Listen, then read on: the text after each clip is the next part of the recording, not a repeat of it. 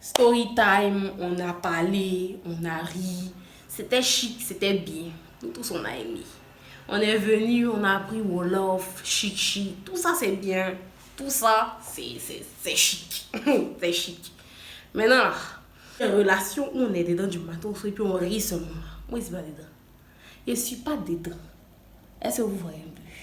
Parce que si vous ne comprenez pas, je vous explique. Alors, on est en train de bâtir une relation solide. Une relation très solide. Maintenant, si on doit rire du matin au soir, ça ne peut pas nous arranger.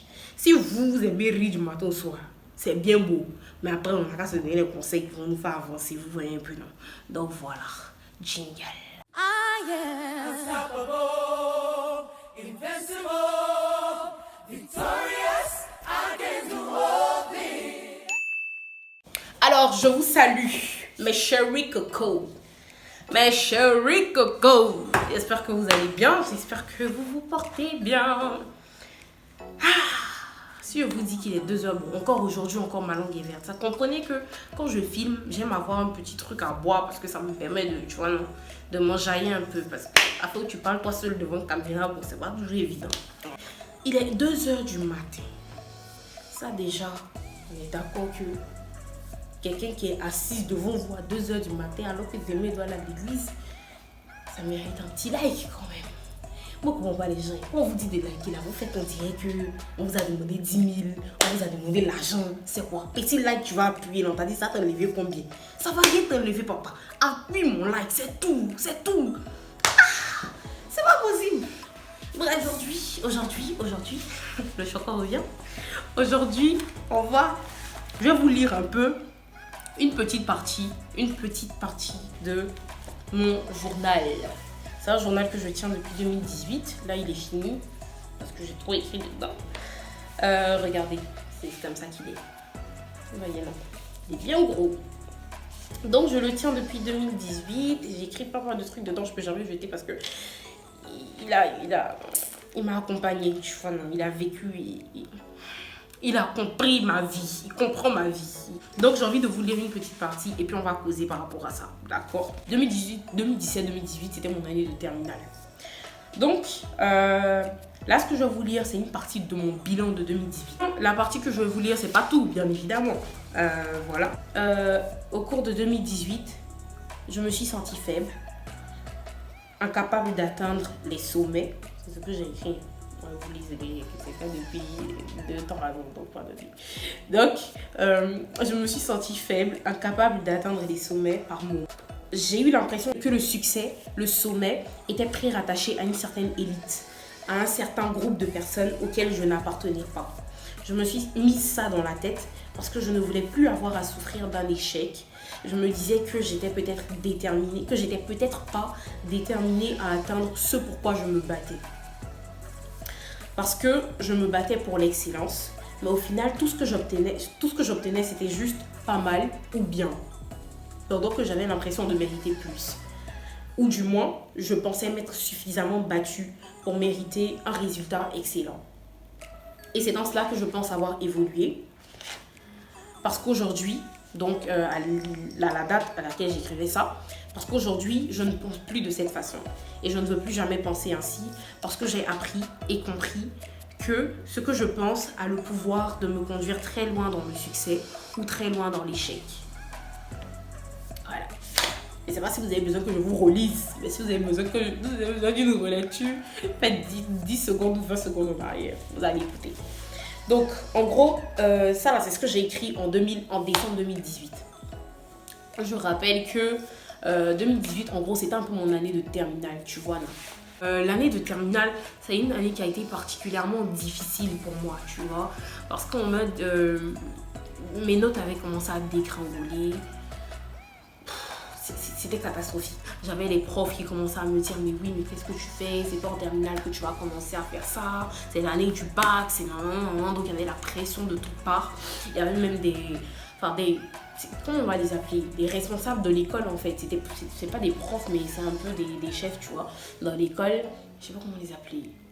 des responsables de programme, on va dire, tu vois. Des responsables de programme, il y avait un en particulier qui m'avait appelé dans son bureau et tout ça. Il m'a dit, mais ouais, mais qu'est-ce qui se passe? Et tout ça, cette année, on ne te reconnaît pas, nanana, tu vois.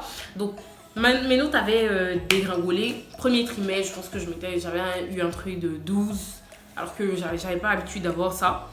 Et donc, ça commençait à m'affecter, tu vois, non. J'étais démotivée. En fait, non seulement mes notes dégringolaient, mais en plus, j'avais même plus la motivation même pour travailler. C'est-à-dire que tu vois, normalement, tu es en terminale, donc c'est l'année où tu te bats, c'est l'année où tu vois, tu veux avoir ton bac et tout ça.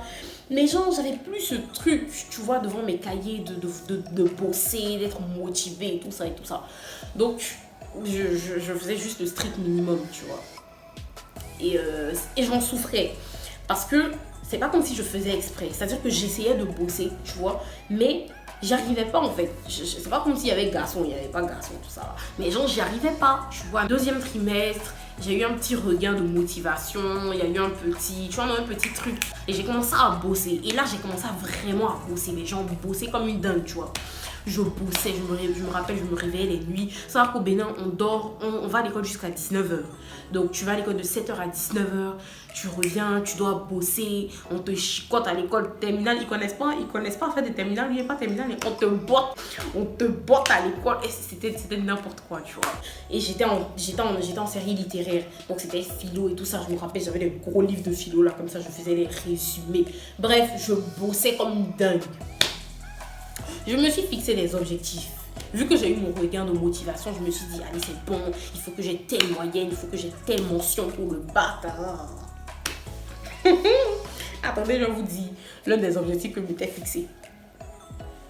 Là, ce sont les objectifs. Bannir le retard et la distraction, ce qui n'est toujours pas fait. Si vous avez regardé ma vidéo précédente, vous savez que le retard est encore partie intégrante de ma vie. Mais c'est bientôt vaincu au nom de Jésus. Et parmi mes objectifs, j'avais écrit obtenir mon bac, écoutez bien, avec la mention très bien au mieux ou bien au pire. C'est-à-dire qu'au pire, je devais avoir 15 de moyenne au bac. Laissez-moi vous dire que même le pire ne s'est pas produit. Même le pire ne s'est pas produit. Donc j'ai eu mon bac avec la mention assez bien. C'était loin dans mon imagination. C'est-à-dire que moi, dans ma tête, là, quand je partais au bac, là, je me disais minimum, il doit avoir... Donc, si je n'ai rien fait, c'est que j'ai 14. Genre, si je n'ai rien fait, au moins j'ai la mention bien, quoi, tu vois. Je suis partie, j'ai écrit. On a proclamé les résultats et tout ça. Et on me dit mention assez bien. Mention assez bien. Comment vous dire que ça m'a cassé de chez cassé. C'est genre, ça m'a... Je pas... En fait, c'est ceux qui n'ont pas eu mon son assez bien, qui vont me regarder, qui vont dire, c'est pas toi ou pardonnez. Voilà. Et tout ça s'est passé, on a fait la fête. Bon, on est fini de pleurer, on a fait la fête, ok? Je suis venue à Dakar. Mais quand je suis venue à Dakar, je suis venue avec je sais pas comment vous dire, un nouveau regard sur moi, tu vois. Donc j'étais plus en mode, je vais chercher à avoir telle moyenne. Je suis venue avec une bourse. Donc moi, tout mon souci, c'était, il faut que je maintienne ma bourse. C'était en mode, j'avais la flemme. Je ne voulais plus du tout me fixer des objectifs. Dans ma tête, on me disait, il faut que je maintienne ma bourse, point barre, tu vois. Point barre. Et pour maintenir ma bourse, il me fallait 13 de moyenne. Mais j'étais plus dans ce truc que j'avais toujours eu en fait au lycée, de me dire, ah ouais, je veux telle moyenne, je veux me fixer de hauts objectifs et tout ça, tout ça.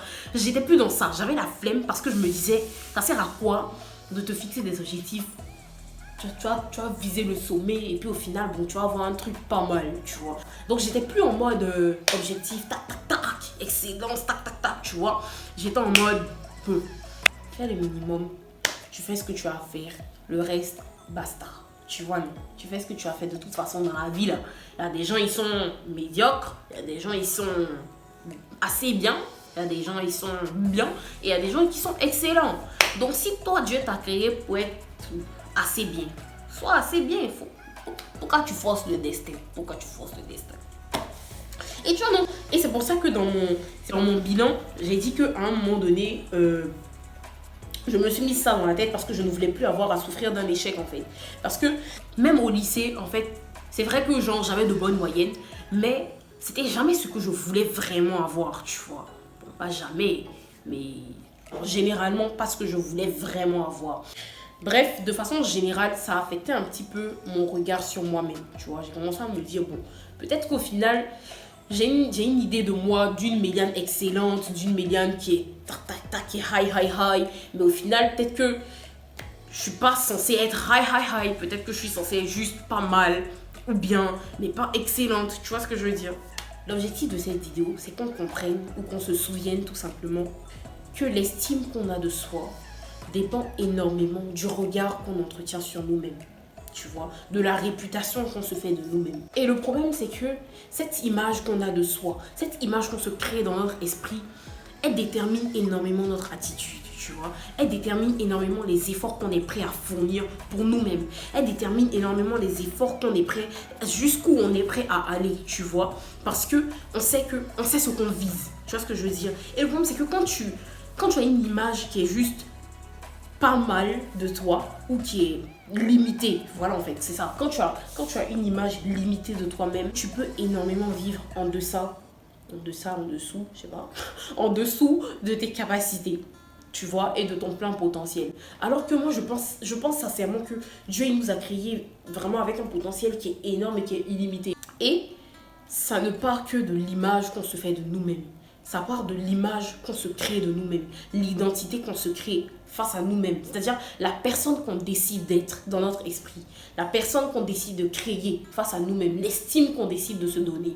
Est-ce qu'on décide d'être une personne pas mal? Moi, je me dis, pourquoi est-ce que tu vas te contenter de 10 millions quand tu peux avoir 10 milliards? Tu vois ce que je veux dire? Et le problème, c'est que quand tu te crées une image limitée de toi, mais tu acceptes, en fait, tu vis dans un certain contentement, tu vois, non? Tu acceptes peu. Tu te dis, ah mais c'est déjà pas mal ce que j'ai fait, c'est bien, tu vois. Alors que ça se trouve, tu peux vraiment faire plus, tu vois. Tu peux vraiment avoir beaucoup plus. Mais tu as créé tellement une image limitée de toi, tu as créé une personne limitée, et donc le peu de résultats te procure une certaine satisfaction, alors que tu pourrais avoir plus que ça. Donc voilà, tout ce que je peux dire au final, tout ce qu'on peut dire, c'est que on est d'abord quelqu'un dans notre tête, avant de devenir quelqu'un concrètement. Le président de la République, il est d'abord président dans sa tête.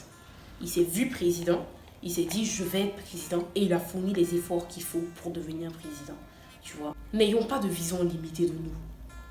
Tant que c'est dans ta tête, tant que dans ta tête tu peux créer la meilleure personne possible. Tant que dans ta tête tu peux imaginer, imagine les meilleures qualités possibles pour toi et travaille pour arriver, pour concrétiser en fait, ou pour toucher du doigt ces qualités-là, pour devenir cette personne que tu as créée dans ta tête. Je me dis, clairement, on est d'abord dans notre tête avant de devenir concrètement, ok? Donc voilà, je pense que c'est ce que je voulais partager avec vous aujourd'hui.